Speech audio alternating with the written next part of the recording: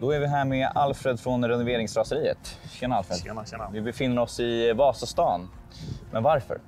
Ja, men Vasastan är en extremt populär stadsdel att bo i. Många söker sig hit. Men vad många kanske inte tänker på är att den här stadsdelen är kanske en av Stockholms absolut mest förvanskade. Förvanskade hur då? Ja, men man har bytt ut ofantliga mängder ursprungliga byggnadsdetaljer, inklusive träportar som vi här strax ska se. Mycket aluminiumportar ser man ju här. Alldeles för mycket, Är om det, du det, frågar de har, mig. är det de har bytt ut dem till? De har bytt ut det som är tidstypiskt, underhållsbart mot otidstypiskt och underhållsfritt. Det vill säga, det ska inte underhållas och kort livslängd. Fult har det blivit. Det ser inte klokt ut.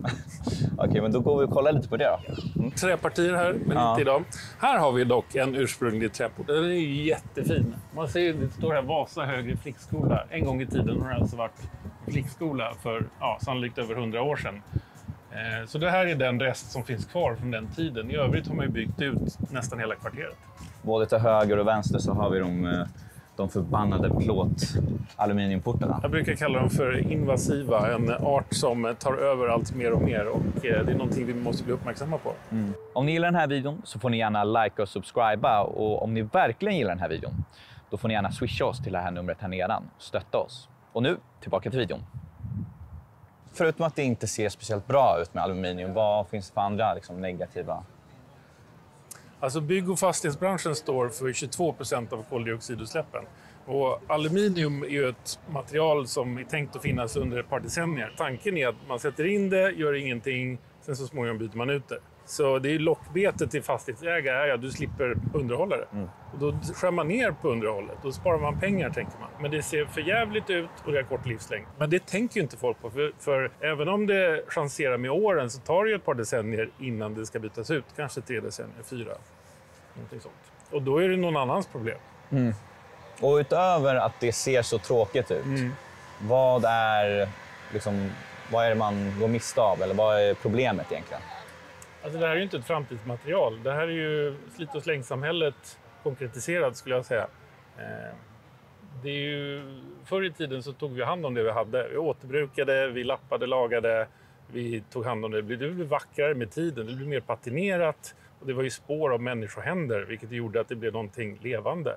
Det här är ju gjort i fabriker för att spara pengar, för att vara funktionellt, men noll estetik. Och det ser ju bara för bedrövligt ut. Men hade man kunnat kompromissa och göra det här lite snyggare genom att rista in lite fina grejer i aluminiumet? På något sätt göra det lite mer tilltalande säkert för ögat? Går det om du har duktiga hantverkare som på något sätt kan få in någonting. Men det känns ju dumt och onödigt. Mycket enklare att göra det i tejp.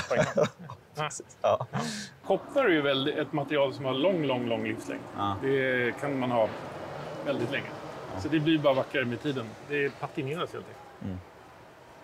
En bra port. Vilket I like. Ja, vad känner du när du kollar på det här? Alltså det här är så sjukt fult. Det här är då bruneloxerad aluminium efter lång och trogen tjänst, höll jag på att säga. Säkert 20-30 år har den stått här och den ser verkligen ut som kokstryk ungefär, skulle jag säga. I ett 1800-talshus också. 1800-talshus, kanske 1880-90. Och så sätter man in det här som är så otidstypiskt som någonting kan vara. Så här blir aluminium med tid, och det är så kallat underhållsfritt. Så det här är bara skit, det ska bort. Vart leder den här porten? Den ser ut att leda till helvetets port. Ja, det ser ut att leda till helvetet. Ja, eller till en tortyrkammare. Ja, det här skulle jag vilja säga är det absolut värsta exemplet jag har sett i hela Sverige. Riktigt uselt. Den ser inte så inbjudande ut. Med beröm och underkänt. Ja. Nej, tråkigt. Ja. Vi pratade lite om smutsbalkonger förra gången. Eller i alla fall jag. Och jag har inte sett så många smutsbalkonger här omkring. De är rätt fina. Har de bara bytt ut portarna? Ingen har bytt ut sina balkonger eller det är ju inte fönster. Jättemånga balkonger på 1880-talet. Den här jäveln. Ja, där ja. Men det är jättefint gjutjärnsbalkonger. Superfina. Gjutjärn är ju fantastiskt bra. Det håller ju länge som helst. Så det är inga beståndsdelar man byter ut, till skillnad från småsinneskorrugerad plåt. Ja, eller aluminiumbalkonger. Det också. Ja. Men här omkring så kommer vi inte hitta massa smutsbalkonger, eller? Nej, just för att de byggdes ju senare. Och Vasastan byggdes ju generellt sett fram till 1920. Alltså vi människor, vi gillar ju när beståndsdelar bildar en större helhet. Alltså ta ett exempel som semla. Vi vill ju inte bara äta vetebröd, det blir torrt. Men semla, med mandelmassa, alltså vetebulle med mandelmassa med grädde, med topplock, med florsocker. Det blir ju en helhet som ni kan njuta av. Men skulle du hälla salt på semlan istället för florsocker, det skulle inte smaka så gott. Nej. Och ingen skulle vilja betala för det, för det skulle vara helt oätbart. Samma sak är det med fasader. Alltså det består ju av puts, av portar, av fönster, av balkonger. Och varje del blir ju en del av en större helhet.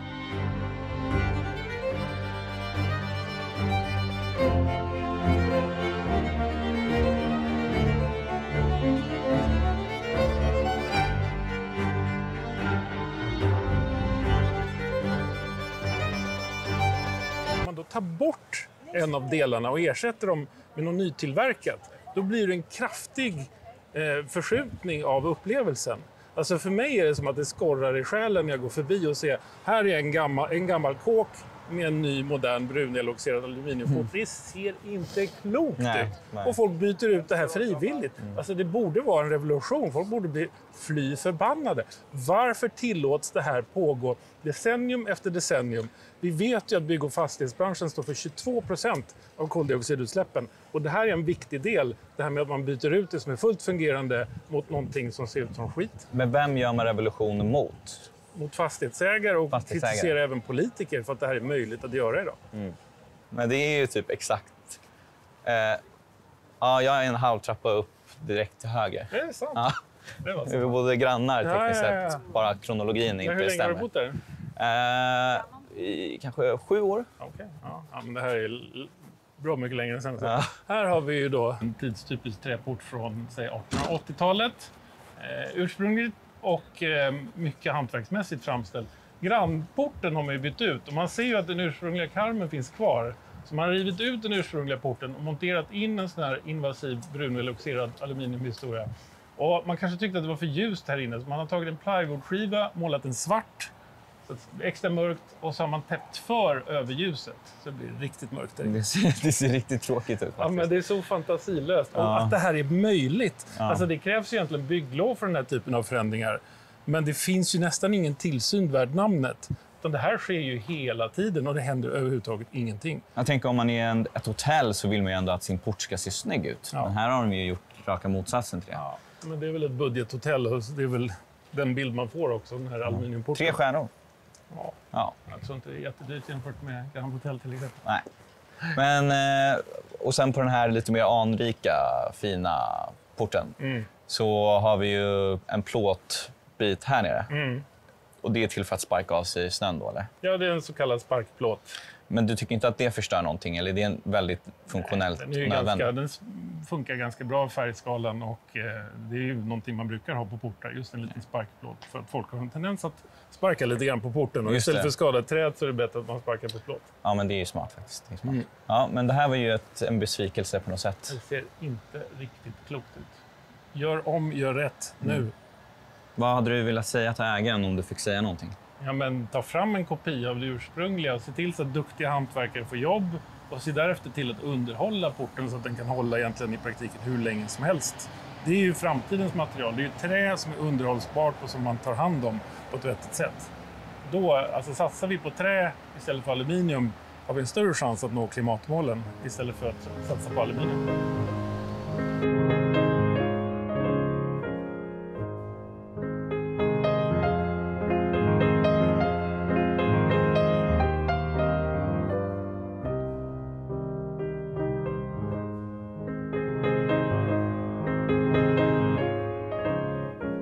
Nej, men nu är vi liksom ett stenkast ifrån Vasastan. Och redan här så ser vi lite finare portar som har behållit sin splendor. Precis, så här har man ju behållit det ursprungliga. Man har tagit hand om träd, man har oljat in det regelbundet.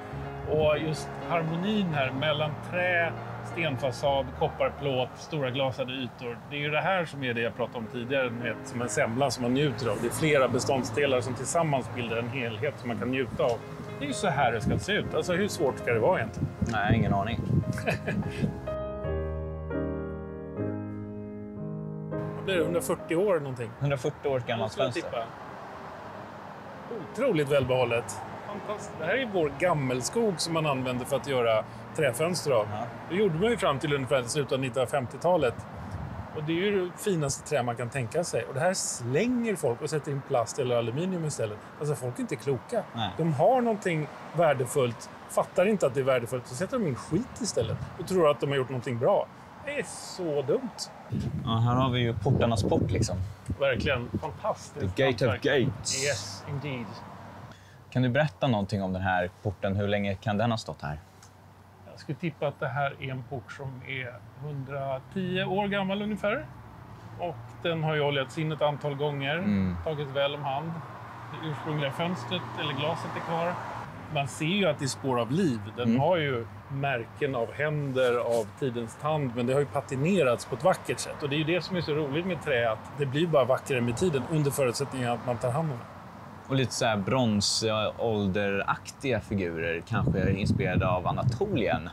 Ja, vem vet var ursprunget kommer ifrån, men det skulle nästan lite så här totempåle-mäktigt från indianer. Exakt. Native Americans. Så bär de på frukt.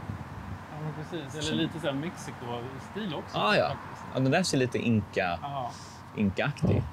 Ja, men fantasin vandrar iväg här. Man får ju bilder i huvudet, man får en anknytning till historien och det väcker ju vår fantasi och våra tankar om hur det gick till när det togs fram där. Och titta vad fint det liksom följer hela tegelomfattningen och stenomfattningen här. Stenen är till och med inristad här omkring också. Ja, det är fruktansvärt nice.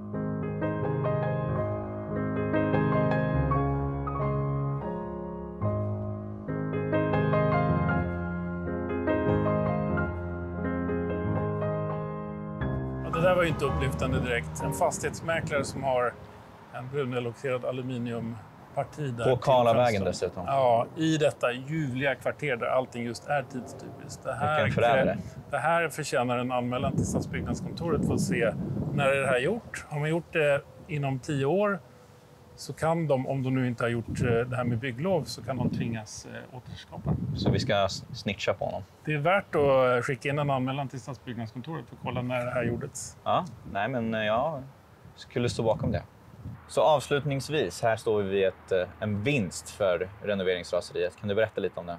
Jag kan ju inte personligen ta åt mig äran, men när jag var här för ungefär 4-5 år sedan så var det en bruneloxerad aluminiumport här och det såg fruktansvärt ut. Så man vet att det här är en fastighet som är ritad av en av Sveriges arkitekter som heter Sture Frelén och som ritade vad min gamla kollega brukar kalla för lyxfunkis, för det var så påkostat.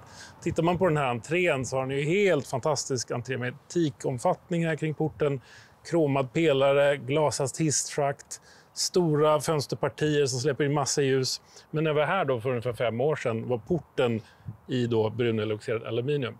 Så jag la upp ett inlägg om det här på Renoveringsraseriets kanaler och fick ett meddelande. Då var det en person som kom tillbaka om några veckor och så gjorde jag det. Och då hade man helt enkelt gjort en kopia av den ursprungliga porten och man har gjort om, man har gjort rätt. Och nu är det ju liksom pricken över i. Nu är ju harmonin tillbaks. Det är ju så här det ska se ut. Och det är så här jag önskar att fastighetsägare kan tänka. Gör om, gör rätt. Satsa på det underhållsbara och se till så att harmonin i helheten blir som den är tänkt från början. Och det är ditt meddelande till fastighetsägarna att gör om, gör rätt. Precis som vår bok heter, gör om, gör rätt. Tack så mycket, Alfred. Tack ska du ha. Tack så mycket. Tack. Någonting sånt?